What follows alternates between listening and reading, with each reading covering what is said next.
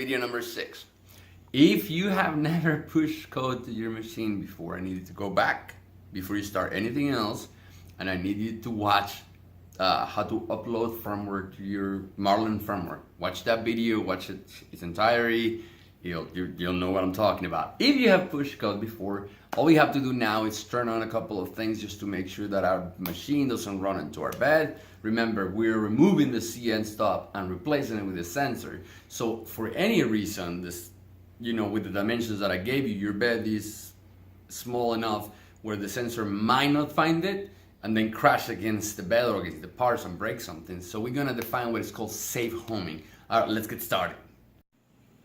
Alright, so the machine is all put together and ready, and now you move your extruder all the way home on the X and you will realize you can reach your plate, but since at the end it wouldn't reach your plate, right? So let's say for a second, just for funsies, I put this all in the middle. I start my Marlin. And if I'm actually gonna hold this in my hand because I wanna be able to kill the switch really quick when it can home properly. But I'm gonna show you how to turn on your sensor and how to define safe homing. So I'm gonna tell it to prepare, I'm gonna tell it to auto home.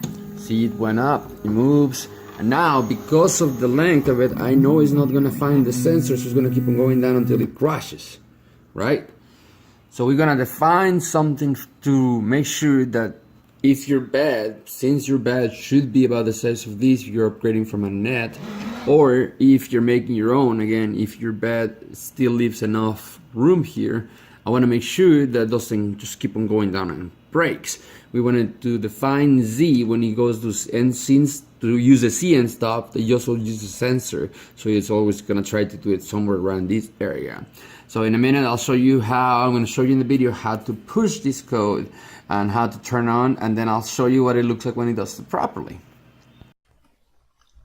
All right, so I show you again, if you upgraded your machine, because of the dimensions that I gave you for the RebeliX on the extrusion or the profile, whatever you want to call it, it actually, when you try to use the sensor as an end stop, it might just end up missing your bed altogether just because of the dimensions that I gave you.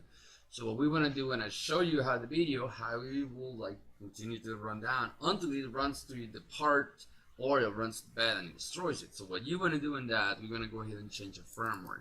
If you haven't upgraded firmware or uploaded firmware to your machine, a good way to do that, watch the video that I put on how to upload Marlin.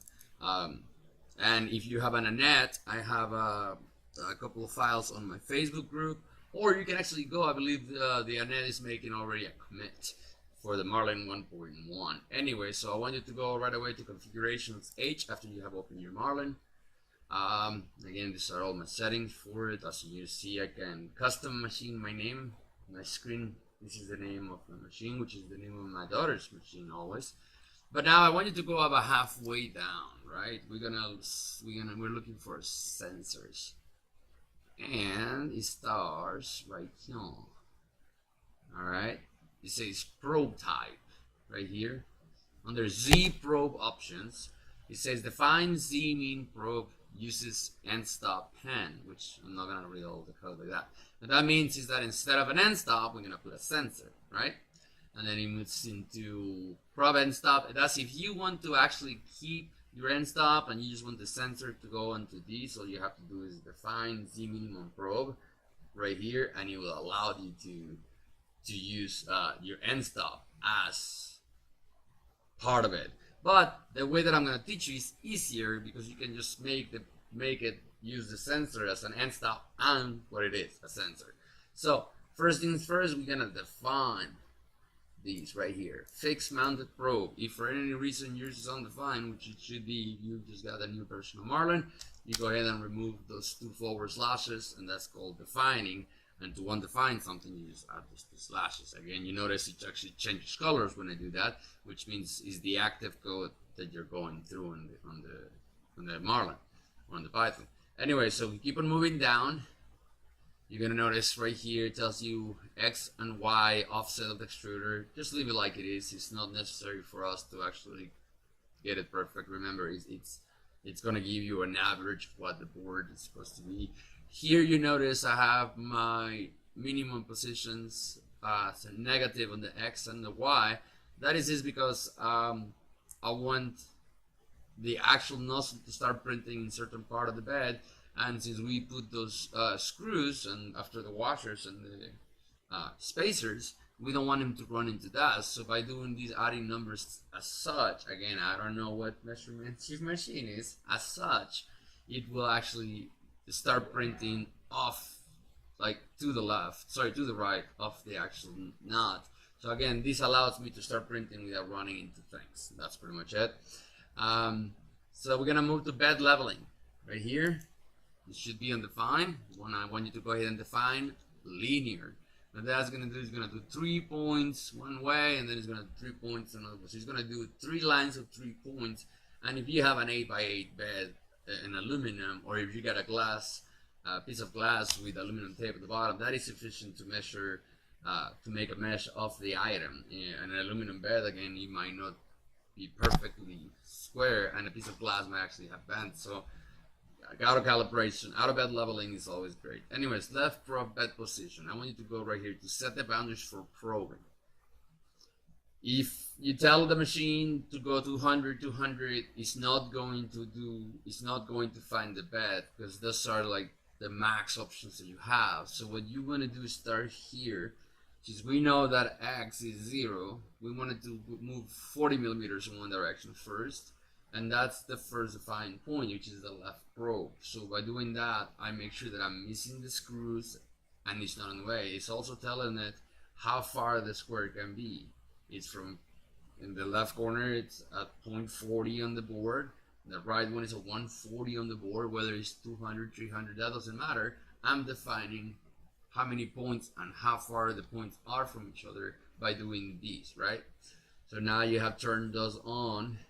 Now we're going, now that leave those again, try to put numbers. You're going to have to look at where it's hitting and have to decide your own points. I don't know what bed you have. I don't know what size machine you made. So I'm gonna move down here. We're gonna look for for safe homing. You see right here, I already have it defined.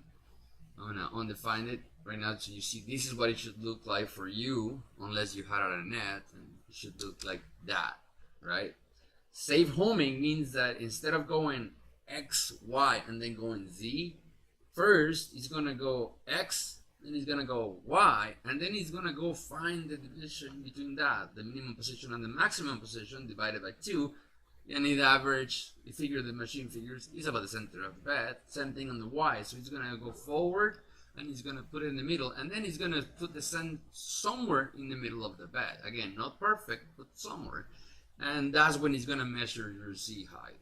That just makes it a whole lot easier. Instead of you having to try to add things for the sensor to found, that's what we put a sensor on. So go right ahead and push that code into your machine. Again, if you're gonna have, you never pushed Marlin, I have a video on that. If you're pushing into a brand new board, again, watch that video before you try to do this, because again, none of this is gonna make sense. You might end up putting wrong directions to your machine.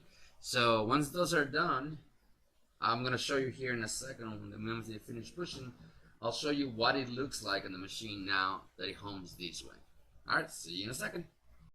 Alright, so now I push the code, just like I told you, for safe homing, since we have the sensor. And I'm gonna tell it to auto home. It's gonna touch X, it's gonna touch Y, and then it's gonna go in the center to home Z. See? And now by turning out the auto bed level, again, you're gonna have to calculate your own points and where you want it. But if I do auto bed level, because of the distance I gave him, it's gonna miss the screws, and it's gonna give me the center of the bed, which is usually what I want.